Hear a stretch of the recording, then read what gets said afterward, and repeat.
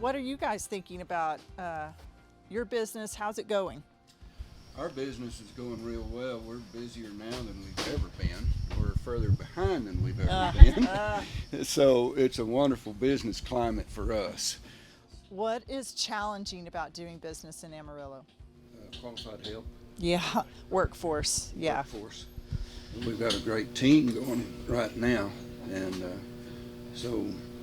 but before then, it was hard to find someone to fill in a couple of the gaps. So, what can the city do to help you? keep the WRCA. Keep WRCA. Thank you for saying that. Very large portion of our gross sales at that show in 4 days. Wow. So their event is growing, and they need to do that well, and Amarillo to do it with them. Yes. Yes. Yeah.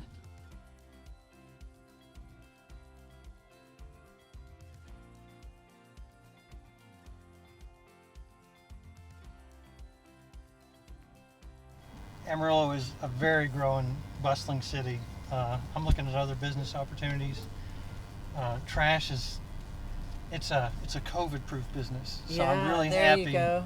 That's one of the reasons I bought it. Yep. Rising tide lifts all boats. And Amarillo's grown so much thanks to a lot of your efforts. There's so much opportunity.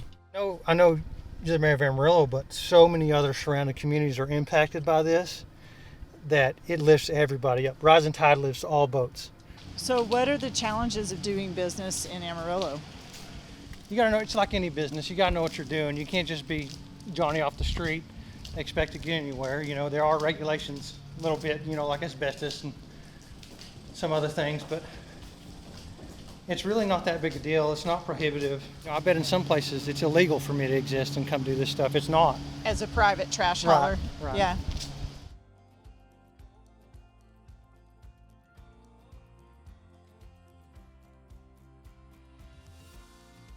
Tell me what you think is going well for the Symphony as a business in the city of Amarillo.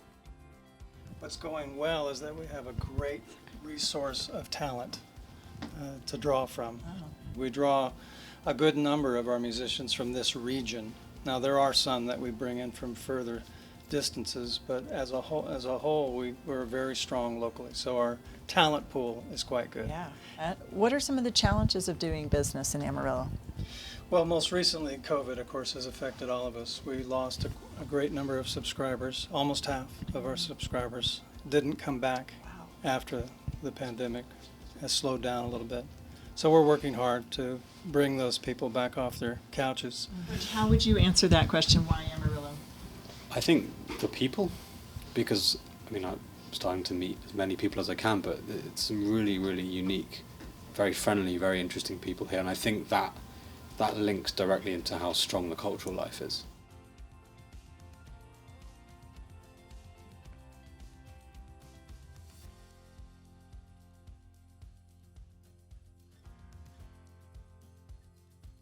What's going good right now about business in Amarillo? I think business as a whole, I don't see it slowing down.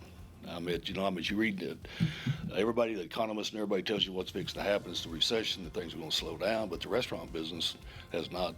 We haven't seen that. What are some challenges that you might be facing? Our challenges now are employees.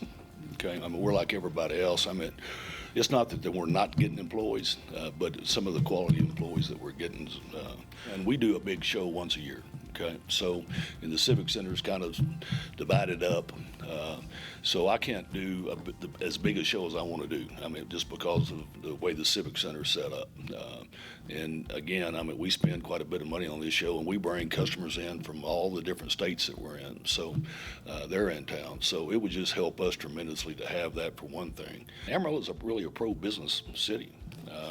So anything I've asked, especially when we built this place, I had to have some ask, and they made that happen. So, it's just easy to do. It's just an easy city to do business in.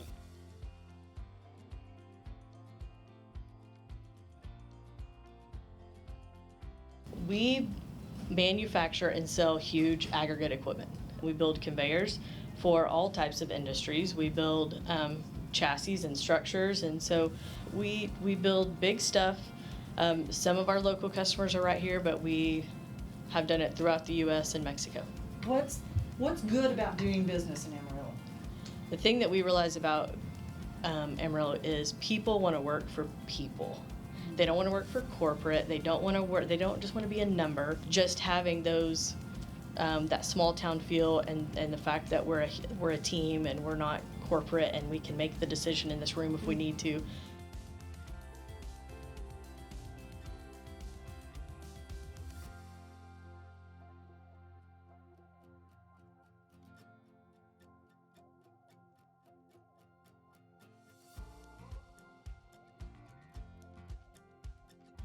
Companies that are experiencing growth or need or want to experience growth. Workforce is a significant challenge. So as we plug in with Square Mile into the refugee community, people who don't have those qualifications, we're able to upskill them and help them be employable and add value to the region, to the employers, help those employers grow. So the opportunity is wide ranging. Right now the spectrum of age has been 22 to 62. I really think there will be a lot more upskilling required for people in their 40s and 50s as the half-life of the value of skills continues to go down. You see all the bells and whistles and the technology and the robots, but it's the humans. It's the humans at the end that makes the deal. And we have that here.